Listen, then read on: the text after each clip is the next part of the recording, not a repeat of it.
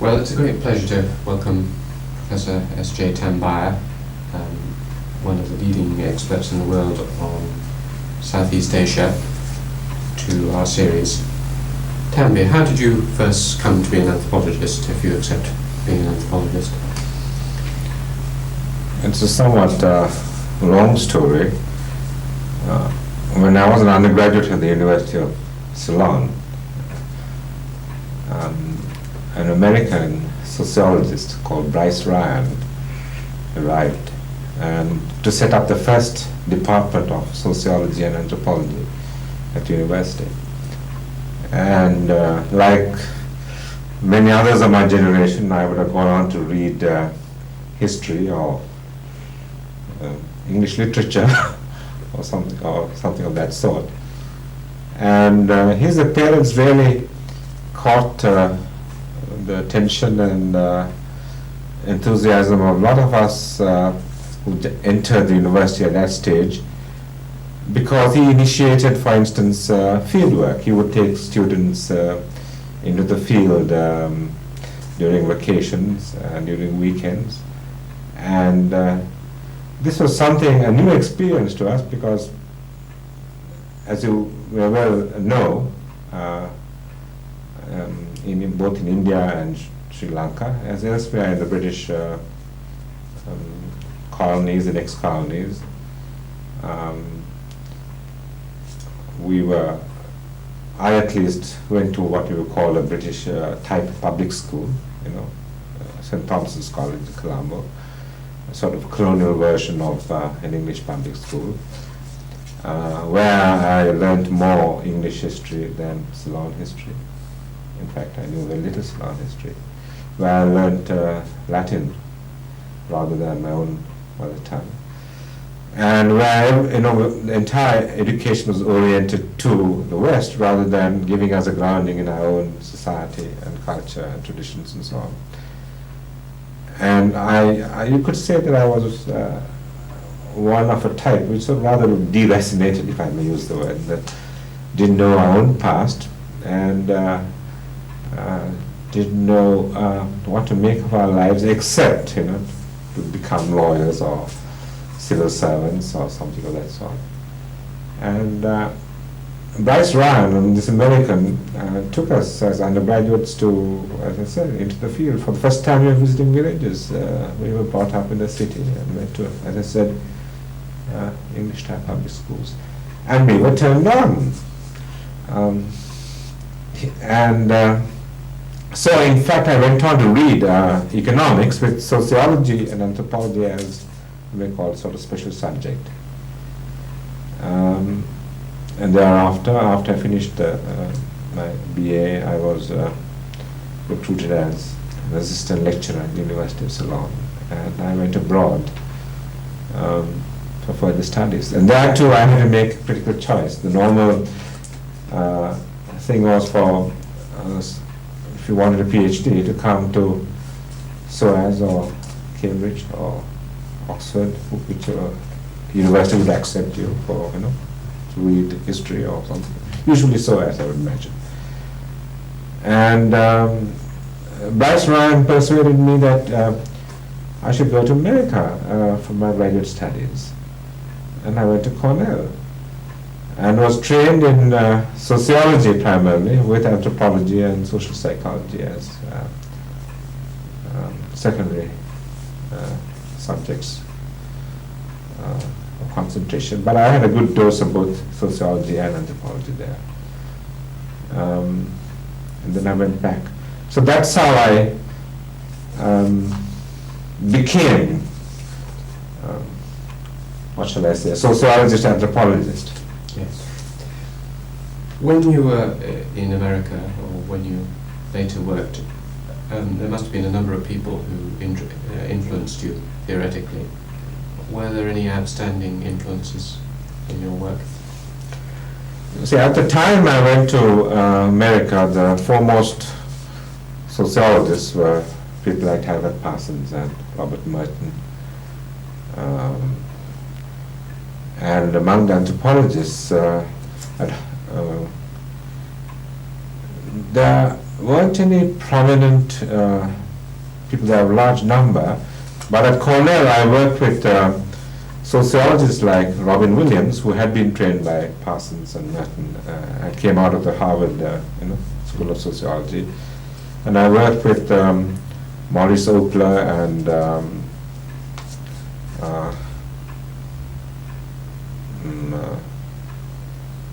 good gracious, other people,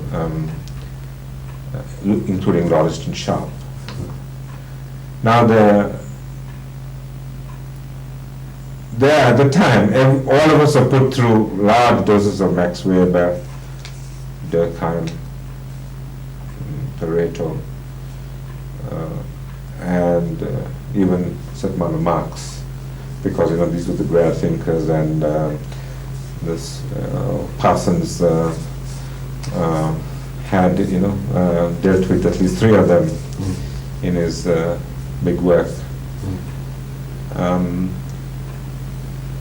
And I began to read a lot of anthropology, but rather eclectically. It could be from sort of Margaret Mead and that sort, Clarkon, to British social anthropology, Brackett, Brown, Malinowski. So your question is what intellectual? Yes, was there any particular individual, any anthropologist, who either intellectually or personally, as an individual, influenced your work? So in fact, when I went back to Sri Lanka, it's with this kind of rather broad-based, wide-ranging introduction, so to say, to sociology and anthropology. And there I started doing fieldwork.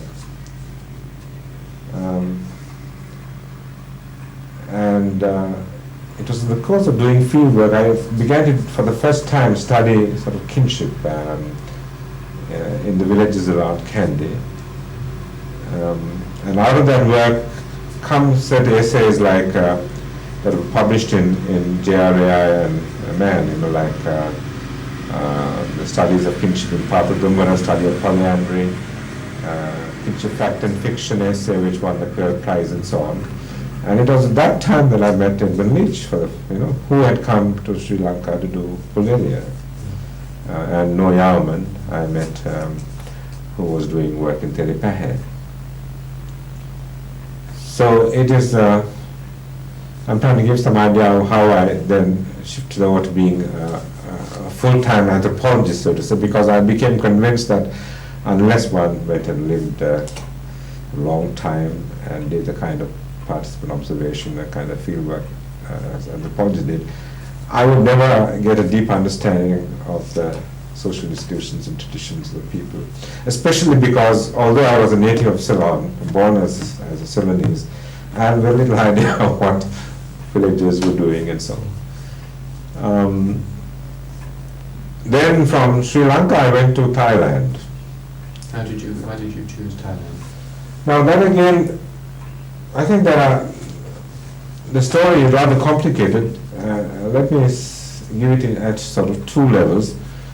One story would say that was a sort of fortuitous set of circumstances, accidental circumstances. When I was in the United States studying at Cornell, I met an Australian called Hugh Philp, who was an educationist, psychologist, social psychologist from Sydney.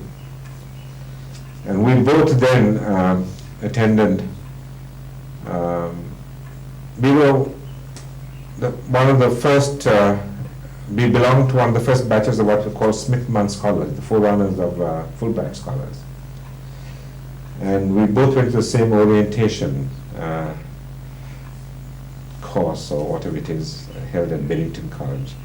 At that time, the United States was starting this foreign scholars program, and they didn't know how much English people knew who came from the other side of the world, And we were put into the same orientation course, and there we met and made good friends.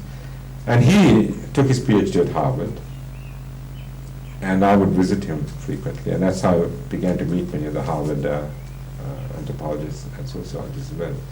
When he went back to Sydney to become a lecturer in education there, and he was invited around 58 or 59 to be the first director of a UNESCO Government of Thailand research unit to be established in Thailand, principally to formulate a plan for the implementation of a primary and secondary school program throughout the country. And he went as director of this research center, and out of the blue wrote to me and said, "Won't you come and be the anthropologist for the research center? You know, I have to send a lot of people out into the villages to find out the state of the schooling system, what kind of things they learned, and I need an anthropologist to also gather video information about village life and so on. And will you come and help me?"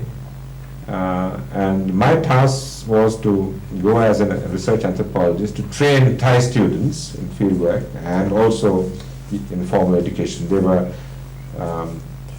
students, candidates for an MA in education or something like that. So I had to teach them sociology and anthropology as one part of their education, and also train them in fieldwork. And that's how I went. Because I had been back in Ceylon for 5 years after my PhD in the States, and I was ready to, in a sense, try something new. So at one level, invitation and so on, and that's sort of accidental and fortuitous. Now, why did I then agree to leave Sri Lanka? That is much more motivated. In the sense that when I went back, I was very keen to do field work, but very poor funding. And another friend of mine, A.S.A, who is now a well-known anthropologist at Princeton now, he and I decided to start field work in a remote jungle village in central highlands of Sri Lanka. And I remember we went around asking for money, and the A.S.A Foundation gave us 500 rupees. That's what started us off. And so he and I were taking some students with us, try to do this research on a shoestring. It's out of that work that our first sort of writings began. But we were poorly supported, and there wasn't even the University of Ceylon no tradition of supporting social science research, and poor backup and institutional facilities and so on. Secondly, and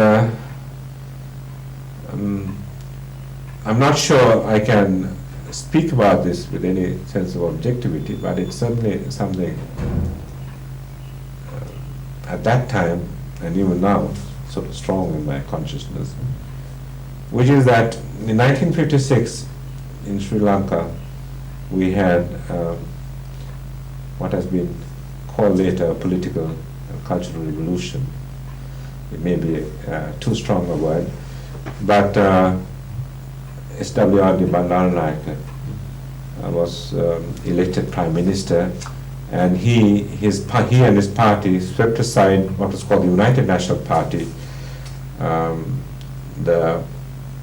who were labelled as the takeovers from the British colonial government, collaborators in sort of Anil Shir Galahar language of the first lot of Ceylonese, educated English-speaking Ceylonese, to whom the British transferred power and so on, who were in their own way broadly national and secularist, but very elitist, and by and large didn't speak to the interests of the nation as a whole, or to the majority of the rural population.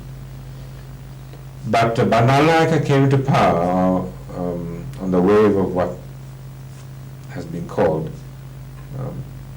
Buddhist singular nationalism. Its rival is Buddhist, but Buddhism, which said that religion and state and society in Sri Lanka are one, and the charter for this, the old historical chronicles, Mahavamsa and Chulavamsa and so on, and Buddhism, which had been very strong, it was declared in the old society and was supported by state, had gone under in British times. And British times, the Christian missionaries were given special privileges, and Christian schools were started, and it was time to revive and give a place to Buddhism and make it even a sort of state religion. But the Buddhist revivalism, in a sense, combined with Sinhalese an ethnic identity, so that together with the revival of Buddhism was the interest of the majority group for Sinhalese, and it was a nationalism, therefore, that spoke to the two dimensions of which the most important were Buddhism and Sinhalese ethnic identity.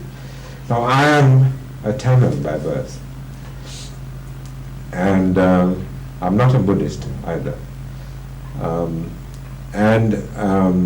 My family is, in terms of the later British times, and what you will call sort of English-educated elite. My father was a lawyer, and all my brothers and uncles and so on are either lawyers or doctors or something of that sort, you see.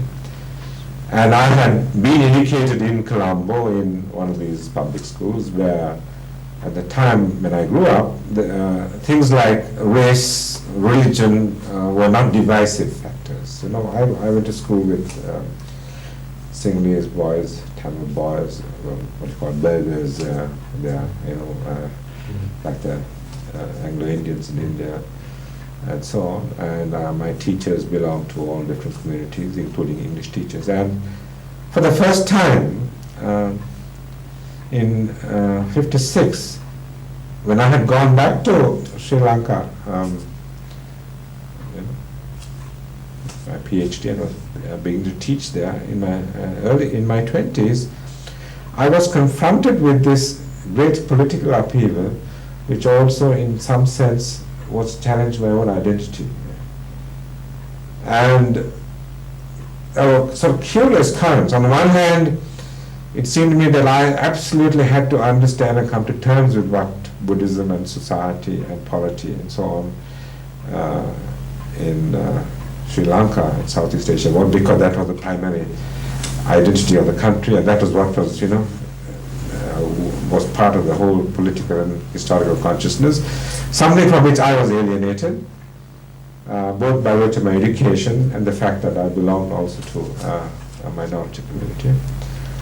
At the same time that I couldn't, with any comfort, remain in Sri Lanka to understand this and be detached, because I was too much a part of the scene.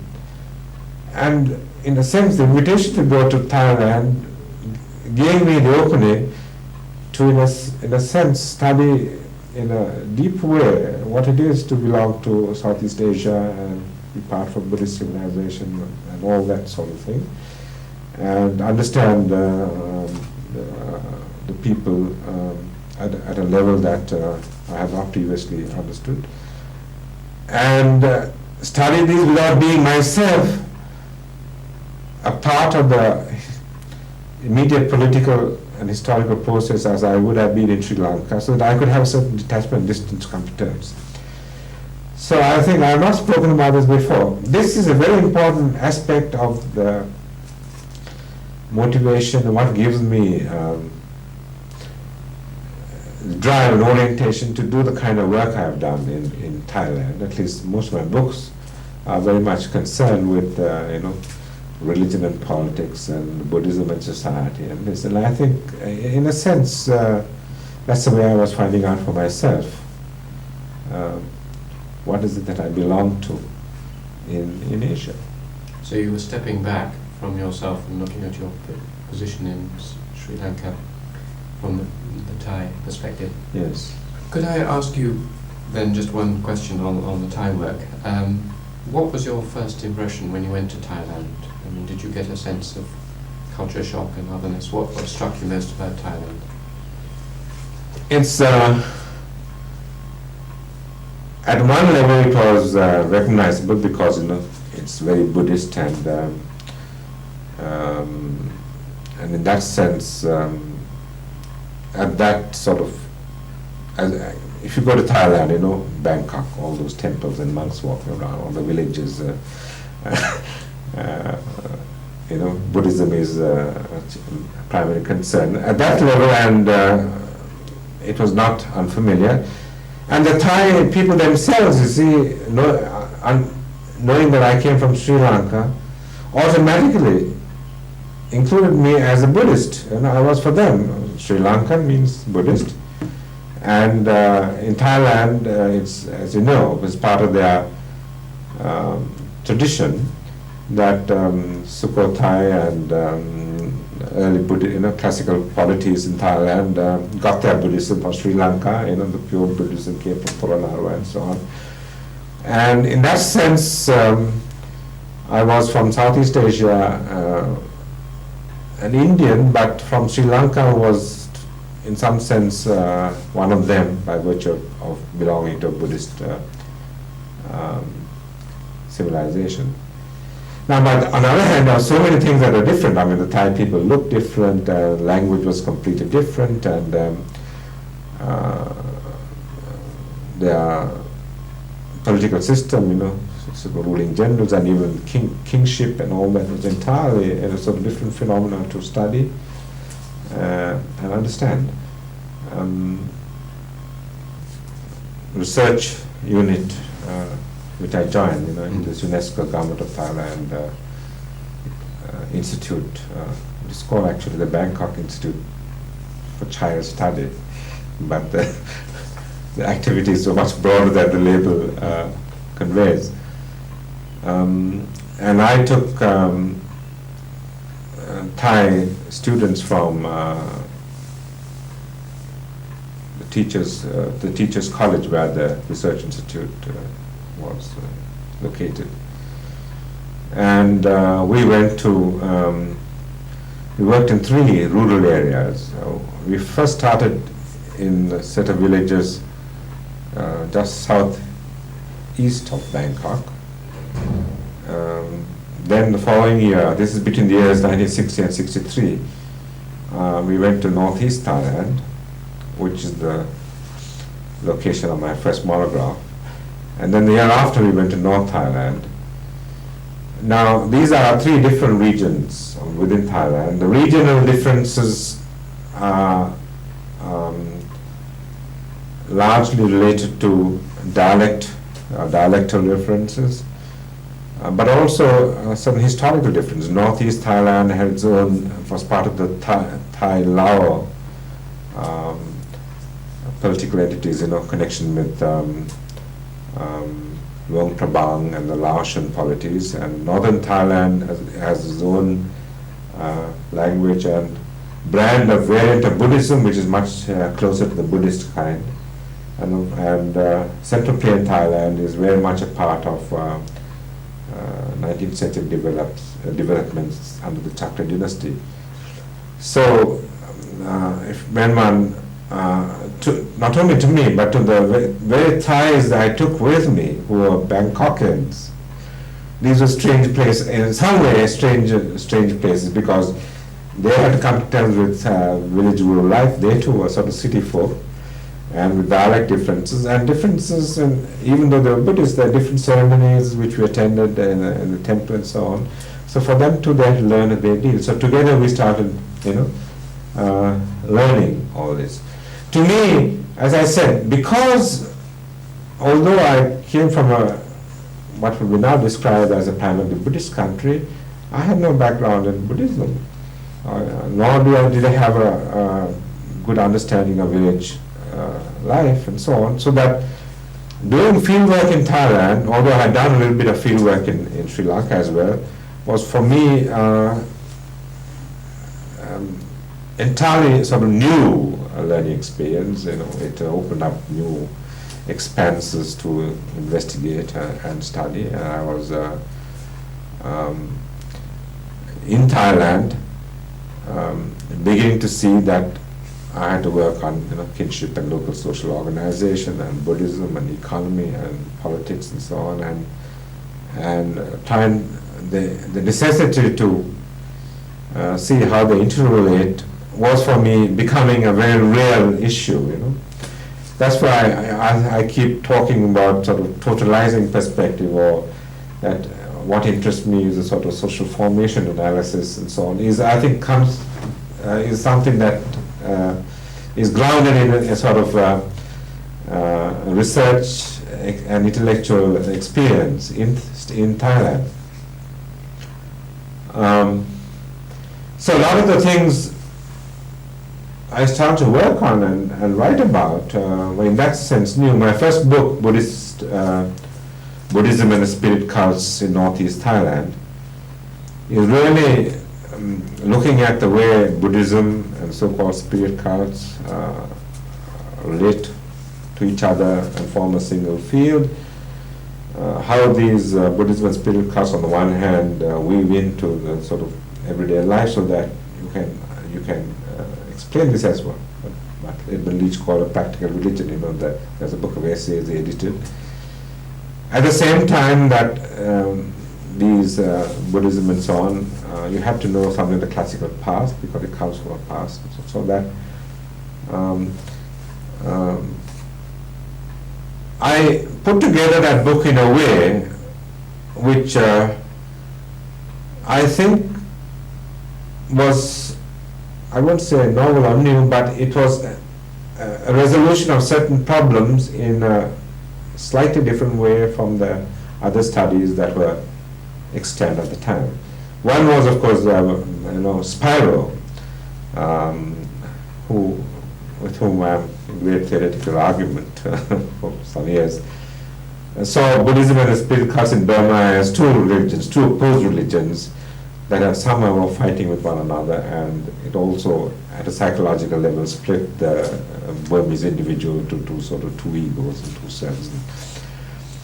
And I didn't see it that way. The people seem to be, for them it's sort of a single field of activity, and they will pass from one to the other without any of these contradictions or tensions.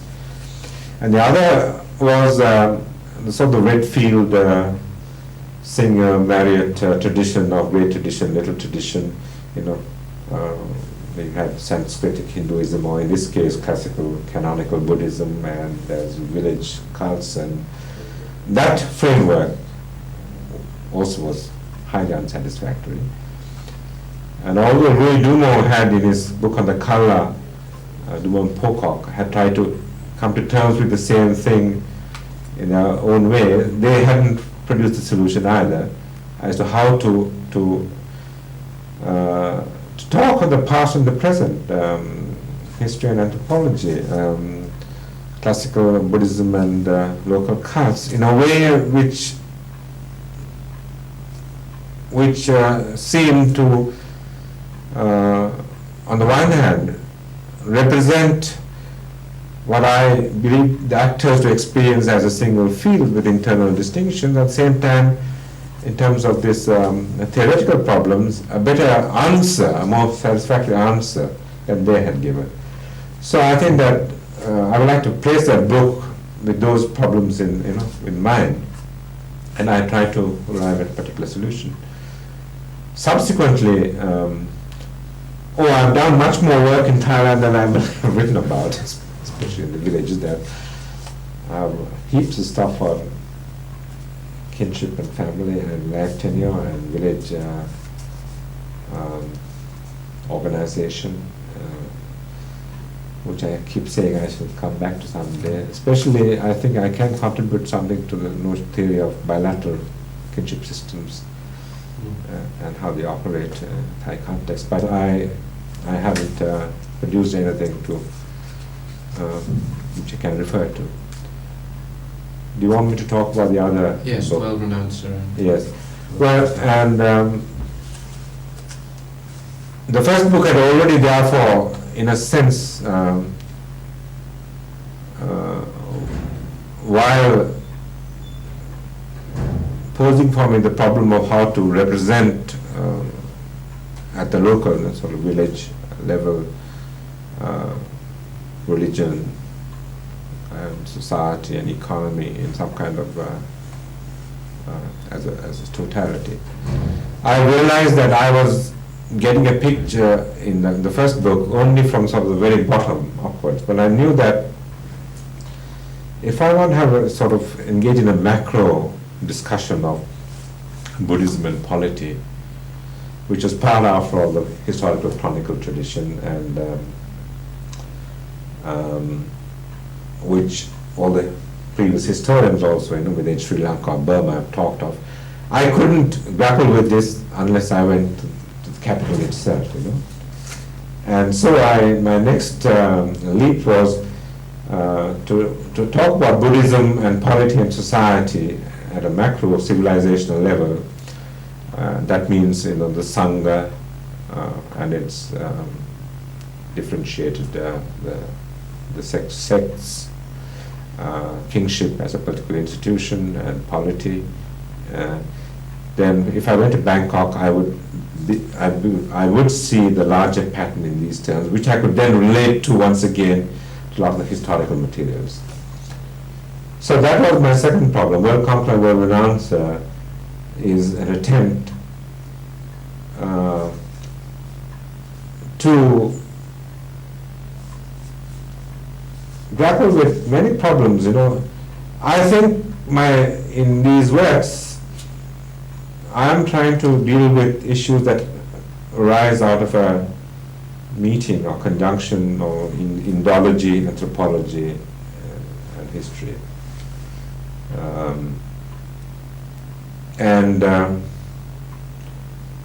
I think World Conqueror and World Renouncer try to do two things.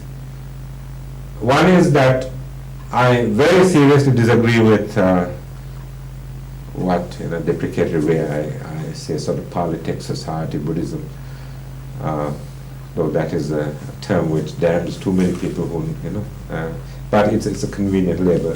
We used to say that early Buddhism is only what is to be found in certain doctrinal texts, and especially those doctrinal texts which are important to the monastic life or to salvation quest. And that is what is the core part of Buddhism, and everything else is therefore, watering down, or it becomes a world religion and gets adapted or incorporated into society and things happen. Whereas, to me, early Buddhism, I don't mean the earliest Buddhism, about which people know very little, but by the time of Ashoka and all that in India, there must have been Buddhism, a Buddhism which had become a larger phenomenon, not only confined to the monks and the bhikkhus, but also it had made a certain kind of relationship with kingship and society. And unless one put together a picture of early Buddhism in terms of its religious and political and sort of social interrelations as sort of larger totality, a package, one couldn't understand how it became so-called world religion in Weber's terms, and how it could have traveled so successively all the way south to Sri Lanka and Burma, Thailand, and then there's a northern trajectory of a different sort.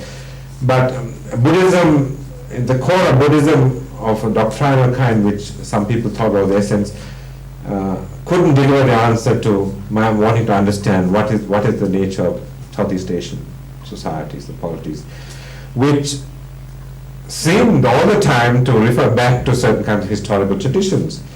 So the problem of continuities and transformations is a very important one for me to try and tackle. And in Thailand, the World Conqueror and World Renouncer, I think, starts with some kind of larger statement of what I take to be early Buddhism in both its religious and political and social aspects. And then in Thailand, since during the 19th century and the present century, especially after the establishment of the Chakra dynasty, where the kingship and religion and polity are intact in a way that's unknown in any other Southeast Asian country today. As you know, in Burma went under to the British, and there was no more traditional kingship, and Sri Lanka the same way. But Thailand still had these larger institutions in place. No doubt historically they had transformed, changed, but the package was there, you know, and that it was for me to relate this present to the past and somehow talk about continuities and transformations, and was important. And that's what I try to deal with in that book, I think. And that's some of the things that come out of it. Could you finally, on Thailand, presume you're still working on Thai material, could you say something about your current work? Yes, there's been a sequel to World Conquer and World Renounce, which has just gone to press. Cambridge will bring it out in next spring. It's called Buddhist Saints of the Forest and the Cult of Amulets. And it's really a study of Buddhist concepts of sainthood and charisma, study of sectarianism, Buddhist traditions of hagiography, and even millennial Buddhism. Well, that's a lot, but I'll let me tell you in a simpler way what it's about. What triggered that study off is that when I was in Thailand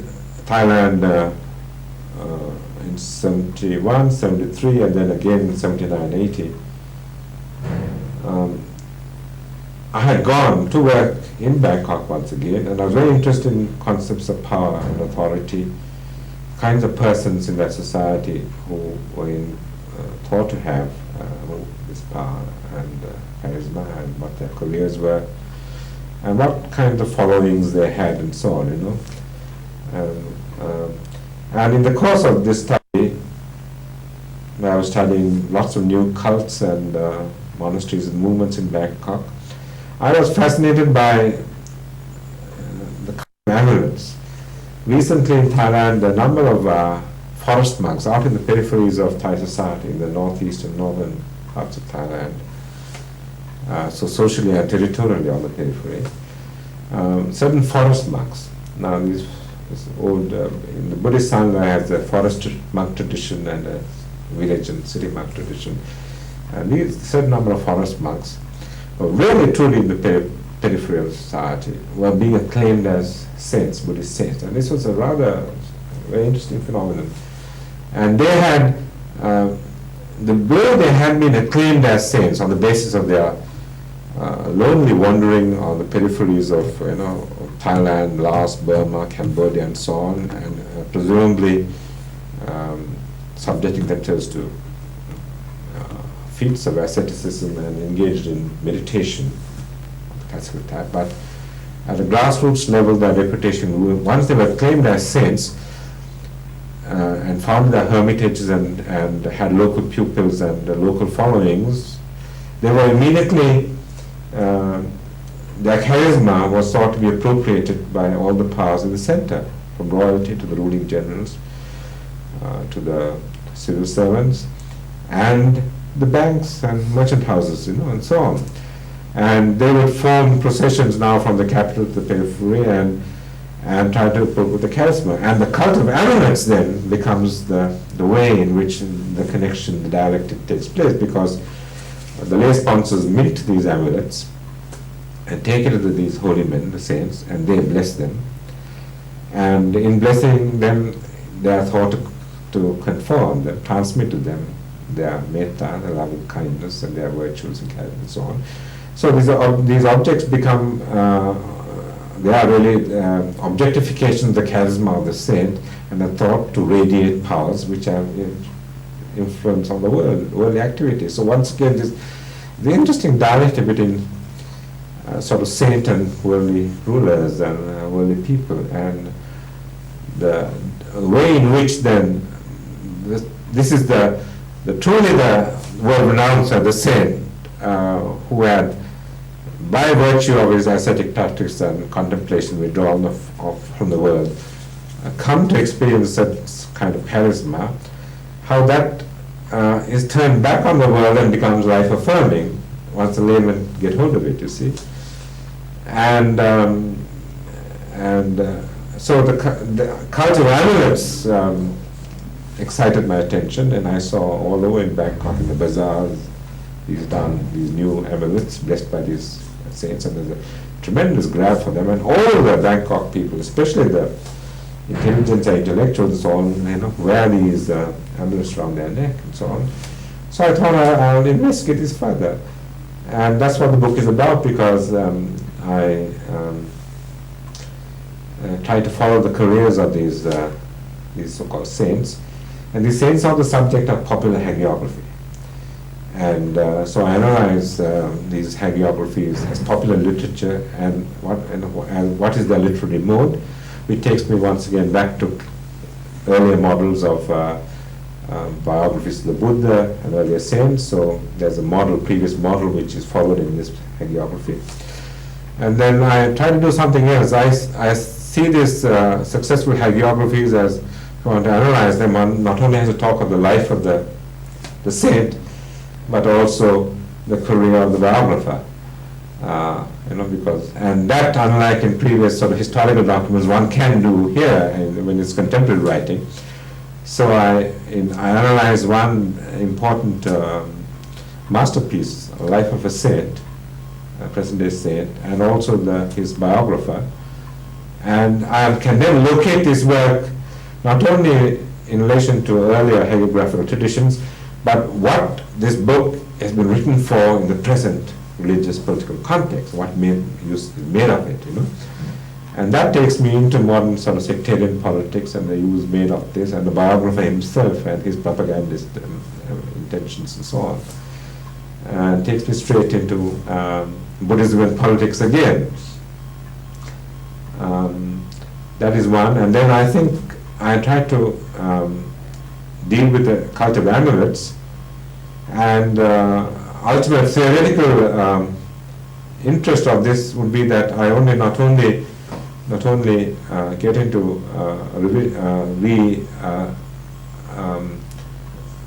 thinking about Weber's notions of charisma, but the whole problem of fetishism of objects, both Morse, gift, and Marx, fetishism of commodities, and I try to contribute something to the theory of that too. Well, fortunately there are going to be many productive years of writing Tambiah ahead of you, so we'll be able to have another interview in another 20 years. But could I just finally ask you came back to Cambridge and were very active in the department here, and worked with the great figures, Edmund Leach, Jack Hoodie, Fortis. Is there anything you'd like to say about any of those three as influences on your life? Yes, all three have influenced me. Edmund Leach the most. Because it's he who I met in Sri Lanka, and whose work stimulated me, and he was responsible for bringing me really from Thailand here. He read my essays on polyandry and Canadian kinship, and so I came here as a Smuts visiting fellow to this university, and I think Cambridge anthropology theoretically is, as you well know, Mayer's work, which belongs to some structural functionalist tradition, and Edmund was partly that, and then partly coming to terms with structuralism. And his coming to terms with structuralism was also the time I was here, and that influenced me a great deal.